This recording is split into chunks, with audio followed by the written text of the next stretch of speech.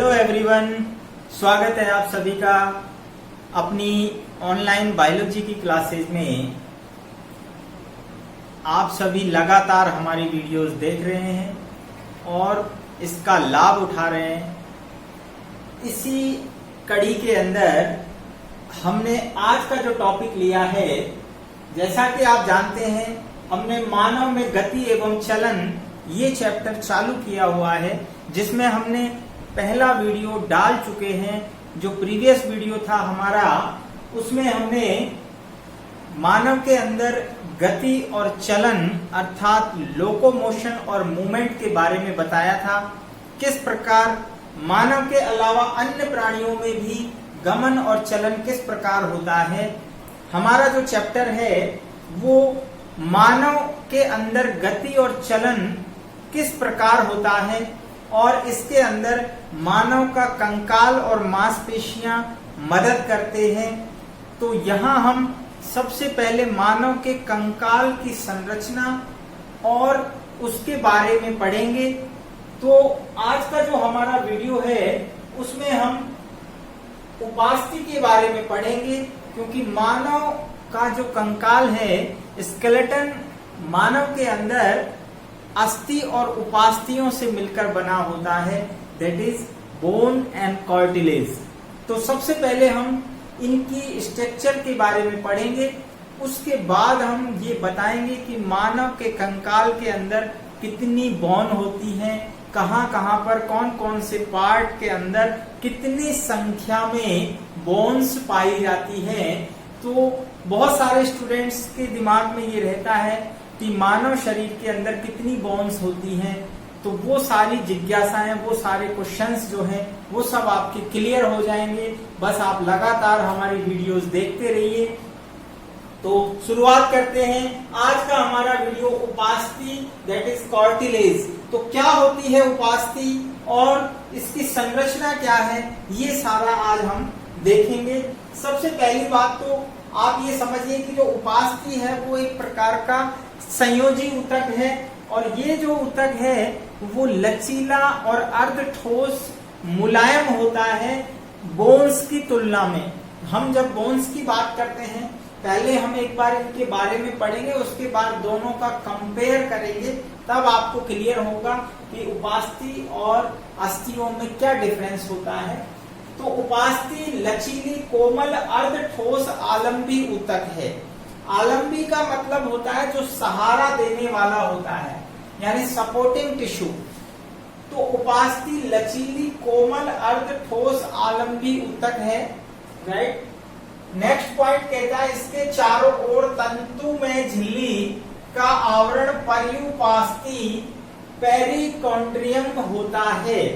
यानी अगर हम एक उपास्थि की संरचना की बात करें तो ये कार्टिलेज की टीएस आपको दिखाई गई है, टीएस ऑफ कार्टिलेज, उपास्थि की अनुप्रस्थ काट। तो यहाँ आप देख रहे हैं बाहर की तरफ ये पर्युपास्थि अर्थात उपास्थि का जो बाह्य आवरण है वो पेरिकॉन्ड्रियम कहलाता है, और यह आवरण एक तंतु में झिल्ली के समान होता है।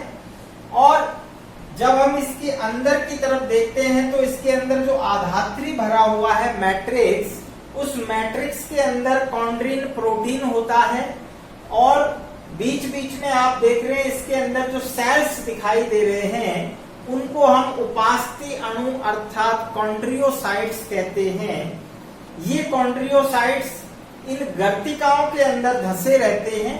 जो गर्तिकाएं आपको नजर आ रही हैं, गर्तिकाओं को हम लैक्यूनी भी कहते हैं, और ये लैक्यूनी के अंदर आप देख रहे हैं 1 से लेकर 4 तक कॉन्ड्रियोसाइट उपस्थित होती है। यहाँ आप देख रहे हैं 1 2 3 4 अर्थात 4 उपास्थि अणु एक लैक्यूना के अंदर धसे रहते हैं, और प्रत्येक उपास्थि अणु यानी कॉन्ड्रियोसाइट ही कॉन्ड्रिन प्रोटीन का स्राव करती है। ध्यान रखना, कार्टिलेज के अंदर कॉन्ड्रिन प्रोटीन होता है, जबकि जब हम बोन्स की बात करेंगे तो वहां पर ओसिन प्रोटीन होता है, जो ऑस्टियोसाइट्स यानी अस्थि अणु के द्वारा स्रावित होता है। तो तो दोनों में कंपेयर भी हम साथ साथ जो है लेते रहेंगे। तो यहाँ पर एक बार फिर देखते हैं हम कि उपास्थि जो है उसके चारों ओर तंतुमय झिल्ली का आवरण पेरिकॉन्ड्रियम यानी परिउपास्थि कहलाता है। उपास्थि की आधात्री में कॉन्ड्रिन प्रोटीन तथा उपास्थीय अणु अर्थात कॉन्ड्रियोसाइट पाए जाते हैं। आधात्री में गर्तिकाएं लैक्यूनी पाई जाती हैं। तो आप ये जो देख रहे हैं ये गर्तिका होती है, अंदर ऐसे गड्ढे होते हैं और इन लैक्यूनी के अंदर आप देख रहे हैं कि प्रत्येक लैक्यूनी में यहाँ नोट डाल के मैंने लिखा है ब्लू कलर से, नोट डाल के स्पेशली लिखा है कि प्रत्येक लैक्यूनी में 1 से 4 कॉन्ड्रियोसाइट उपस्थित होती है, ध्यान रखना।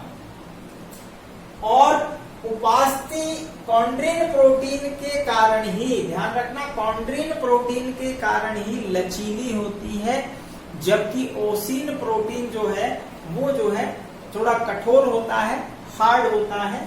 तो यहाँ लचीलापन जो है वो कॉन्ड्रिन प्रोटीन के कारण होता है। इसके बाद हम लेते हैं, तो ये एक स्ट्रक्चर के बारे में बताया। इसके बाद उपास्थियां कई प्रकार की होती हैं, अलग अलग हमारे शरीर में जो ऑर्गन्स हैं वो उपास्थि यानी कार्टिलेज के बने हैं। तो सबसे पहले हम देखते हैं कि उत्पत्ति के आधार पर उपास्थि कितने प्रकार की होती है। तो जब हम प्रकार की बात कर रहे हैं तो ओरिजिन के आधार पर उपास्थि कई प्रकार की होती है, जिसमें सबसे पहला प्रकार हम देखते हैं काचाभ उपास्थि, that is hyaline cartilage. Hyaline cartilage काचाभ नाम से ही जैसे पता है ये क्या होती है, ये ट्रांसपेरेंट होती है, पारदर्शी है, इसमें से आर पार हम देख सकते हैं। यह शरीर में सबसे ज्यादा यानी सबसे अधिक उपस्थित होती है। ध्यान रखना, हमारे शरीर में सबसे ज्यादा जो कार्टिलेज है वो कौन सी है, काचाभ यानी हाइलाइन कार्टिलेज। तो काचाभ उपास्थि सबसे ज्यादा उपस्थित है। इसकी आधात्री नीले रंग की जेली समान होती है, पारदर्शी है और तंतु रहित। सबसे जरूरी बात है तंतु रहित, इसमें फाइबर्स नहीं होते हैं। फाइबर्स ना होने के कारण ये ट्रांसपेरेंट और काचाभ दिखाई देती है। एग्जाम्पल की हम बात करें तो हमारे शरीर में जो ट्रैकियल छल्ले यानी श्वास नली में जो उपास्थि के छल्ले बने होते हैं, हमने पढ़ा रेस्पिरेटरी सिस्टम में जो हमारी ट्रैकिया के अंदर ट्रैकियल जो छल्ले होते हैं वो उपास्थि से बने, कौन सी, काचाभ उपास्थि से। हायोड जो कंठिका उपकरण होता है यानी जीभ के नीचे जो उपास्थि होती है वो हायोड अर्थात काचाभ उपास्थि होती है।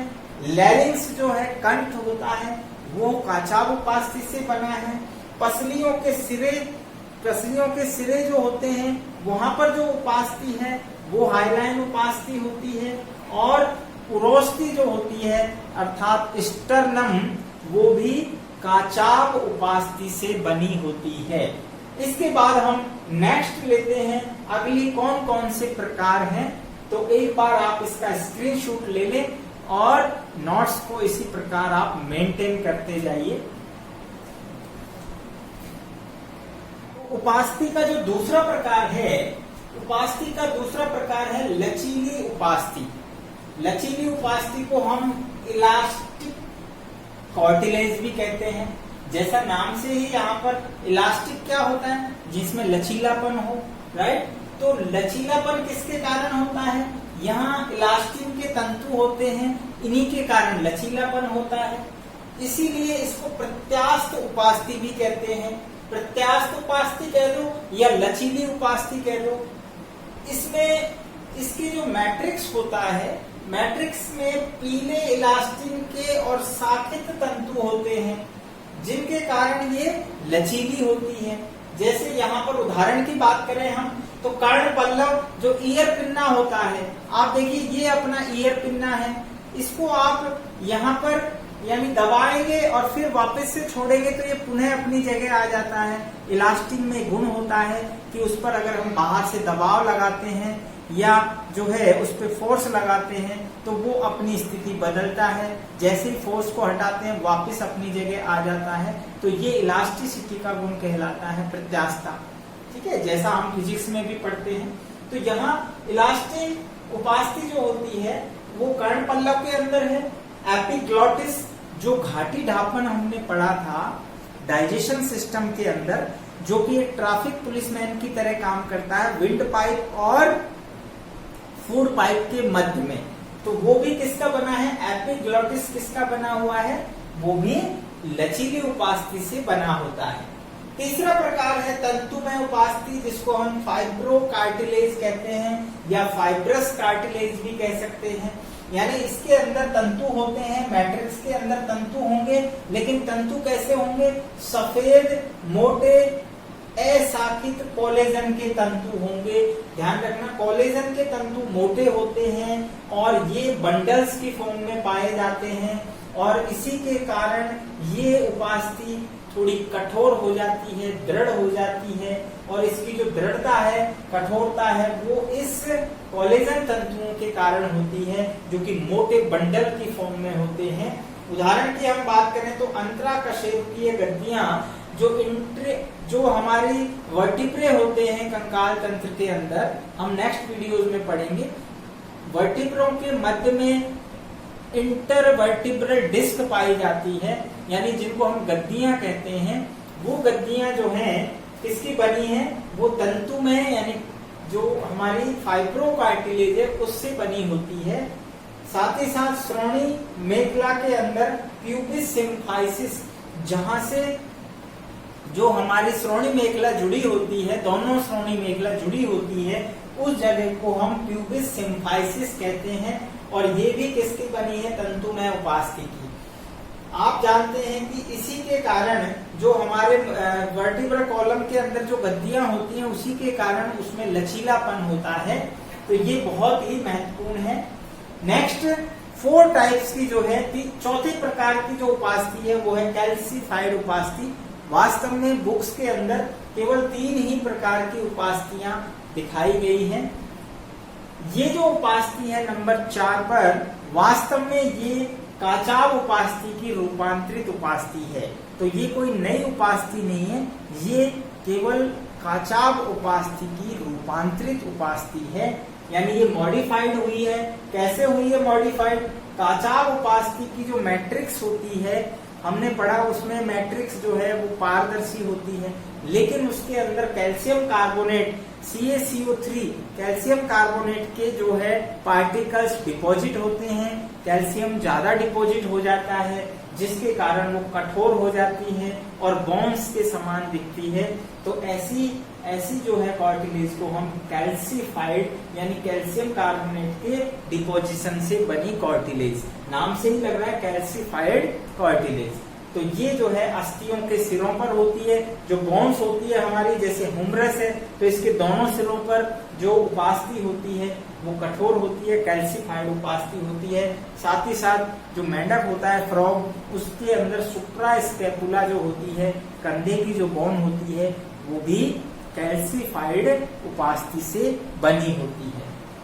तो इस प्रकार आज का वीडियो हमने देखा कि उपास्थि क्या होती है, उपास्थि कितने प्रकार की है। इसके बाद हम नेक्स्ट वीडियो में लेंगे बोन्स के बारे में। तो देखते रहिए लगातार हमारी वीडियोस, कमेंट करते रहिए। आपके कमेंट हमारे लिए बहुत ही महत्वपूर्ण है। Thanks for watching.